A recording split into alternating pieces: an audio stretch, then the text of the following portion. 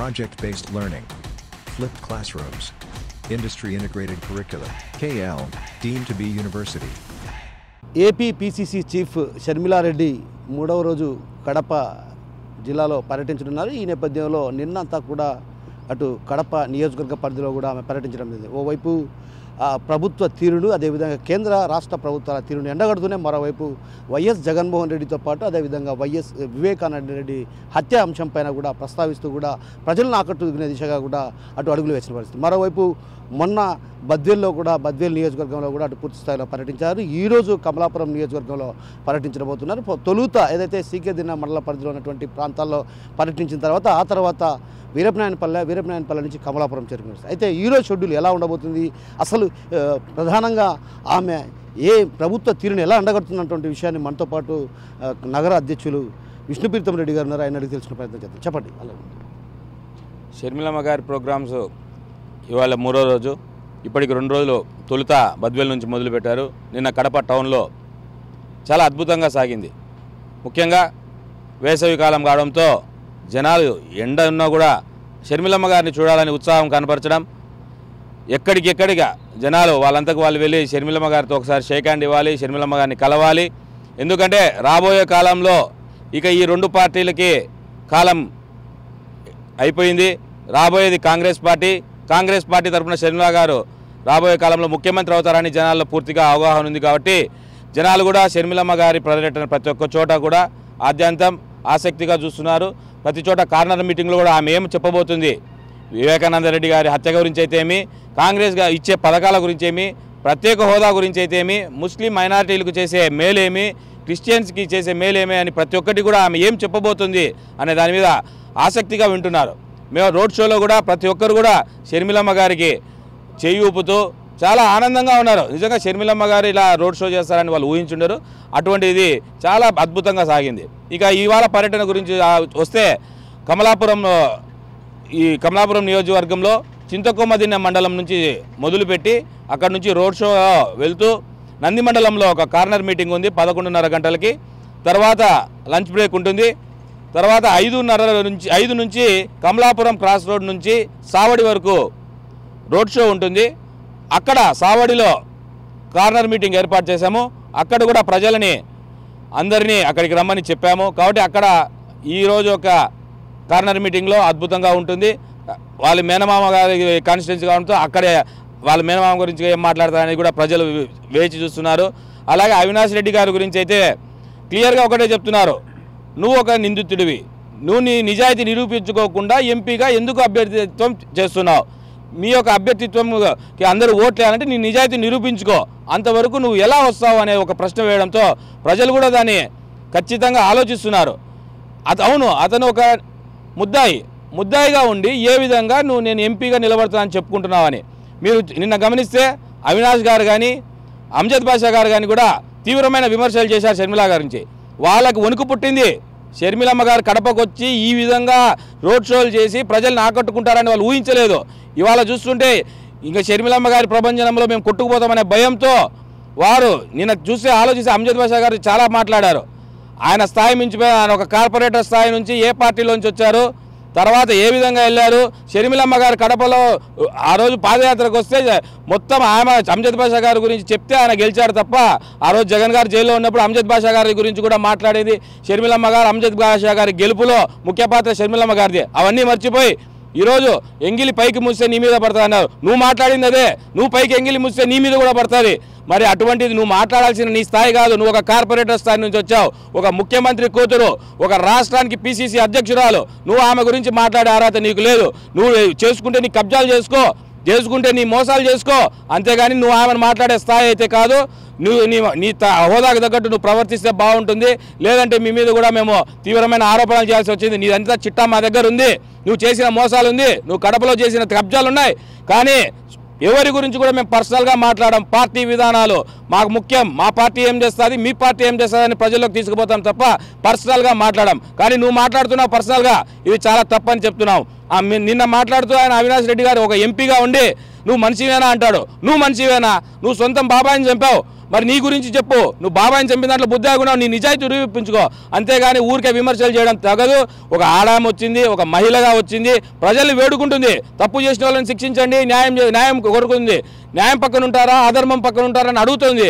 ప్రజలు నిర్ణయిస్తారు, వాళ్ళ ఇష్టం అది. అంతేగాని మీరు ఇటువంటి విమర్శలు చౌకబారు విమర్శలు చేస్తే మాత్రం మీకు తగిన చర్యలు తప్పవు. రాబోయే కాలంలో మీరు చాలా ఇబ్బందులు పడాల్సిన రోజులు ఉంటాయి.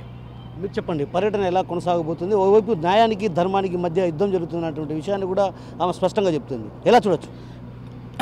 కడప ప్రజలు చాలా ఆదరణ చూపిస్తూ ఉన్నారు.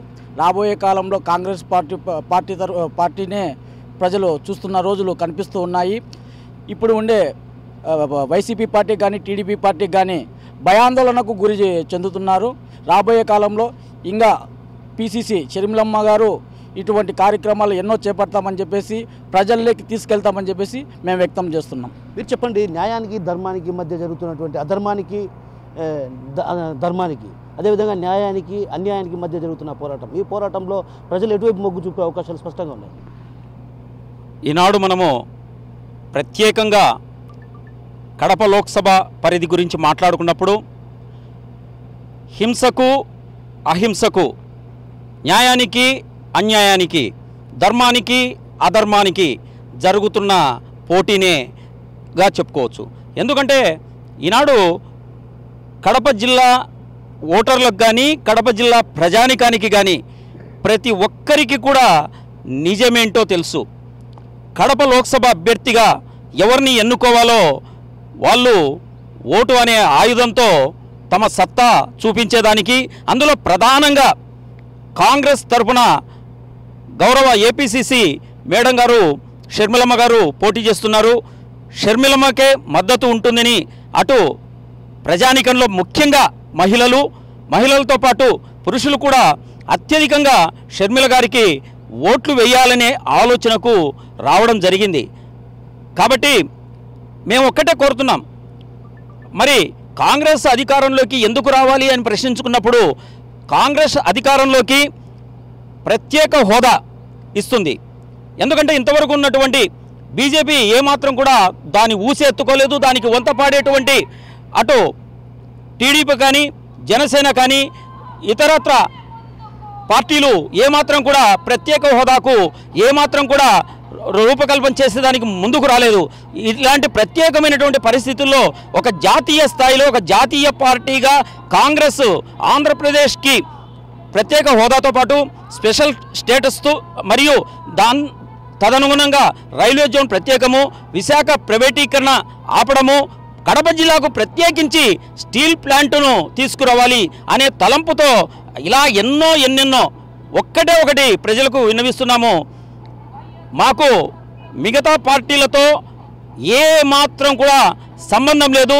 మా పార్టీ ఏం చేస్తుంది, జాతీయ స్థాయిలో ఏం చేస్తుంది, ఆంధ్రప్రదేశ్లో ఏం తమ సత్తా చూపుతుంది అనేటువంటి వాటి మీదనే మేము ప్రత్యేకంగా దృష్టి కేంద్రీకరించాము. కాబట్టి మా రాహుల్ గాంధీ గారు కూడా చెప్పారు, నేను ప్రధానమంత్రి అవుతూనే తొలి సంతకాన్ని మేము ప్రత్యేక హోదా ఆంధ్రప్రదేశ్కు సంబంధించి 10 సంవత్సరాలు ఇస్తాము అని రాహుల్ గాంధీ చెప్పారు. అదే కోవలో అనేక కార్యక్రమాలకు, అనేక ప్రజాహితమైనటువంటి కార్యక్రమాలకు రూపకల్పన ఆంధ్రప్రదేశ్లో కాంగ్రెస్ పార్టీ ప్రయత్నాలు చేస్తుంది. కాంగ్రెస్ అధికారంలోకి రావడం తథ్యం. అదేవిధంగా కడప లోక్సభ స్థానం నుంచి శ్రీమతి షర్మిలమ్మ గారి విజయం కూడా తథ్యం. ప్రజానికానికి ఒక్కటే విజ్ఞప్తి చేస్తున్నాము, మీరు న్యాయం వైపు ఉంటారా అన్యాయం వైపు ఉంటారా మీరే నిర్ణయించుకోండి. న్యాయ నిర్ణేతలు మీరే.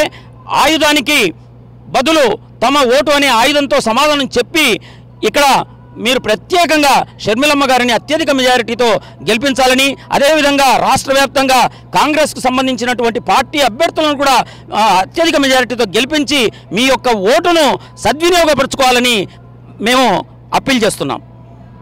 సో మొత్తం మీద షర్మిల టూర్ విజయవంతం అయ్యింది. ఏదైతే బద్వేల్ కావచ్చు, అదేవిధంగా కడప నియోజకవర్గ పరిధిలో కూడా పెద్ద ఎత్తున ప్రజలు స్వాగతం పలికిన పరిస్థితి. మరోవైపు షర్మిలారెడ్డి పైన విమర్శల దాటికి దిగుతున్నటువంటి నేపథ్యంలో కూడా అటు ఆమె చేస్తున్నటువంటి ఆరోపణలో సత్యాలు ఉన్నాయి. ఎందుకంటే సత్యానికి విరుద్ధంగా ఏ పొద్దు ఆమె మాట్లాడేది కాదన్నటువంటి విషయాన్ని చెప్తున్నారు. మరోవైపు వివేక హత్య కేసు అంశం పైన కూడా ప్రధానంగా ఇప్పుడు చర్చ జరుగుతున్న తరుణంలో అసలు నిర్దోష అన్నటువంటి విషయాన్ని కూడా తేల్చుకోవాల్సినటువంటి అవసరం ఎంతైనా ఉంది. వివేక హత్య కేసులో ఏదైతే ఎంపీ అవినాష్ రెడ్డిపై అభియోగాల నేపథ్యంలో ఆయన తన వ్యక్తిత్వాన్ని అదేవిధంగా తను చేసినటువంటి ఆరోపణలకు తగిన విధంగా నిరూపించుకోవాల్సిన అవసరం ఉంది. మరోవైపు కేంద్ర రాష్ట్ర ప్రభుత్వాలు వ్యవహరిస్తున్న తీరును కూడా ఎండగొడుతూ కూడా ప్రజలను ఆకట్టుకునే దిశగా ఓవైపు అడుగులు వేస్తూ మరోవైపు ఏదైతే ప్రధానంగా ప్రజలకు తెలియని ఒక అంశం ఏదైతే వివేక హత్య కేసులో ఏం జరిగిందన్నటువంటి అంశాన్ని కూడా ప్రధానంగా ప్రస్తావిస్తూ కూడా ఈ పర్యటన కొనసాగుతున్న పరిస్థితి. మరోవైపు వైఎస్ వివేక కుమార్తె సునీత కూడా తనగా ఏదైతే తన తండ్రిని హత్య చేసిన వారు హత్యకు కుట్ర చేసినటువంటి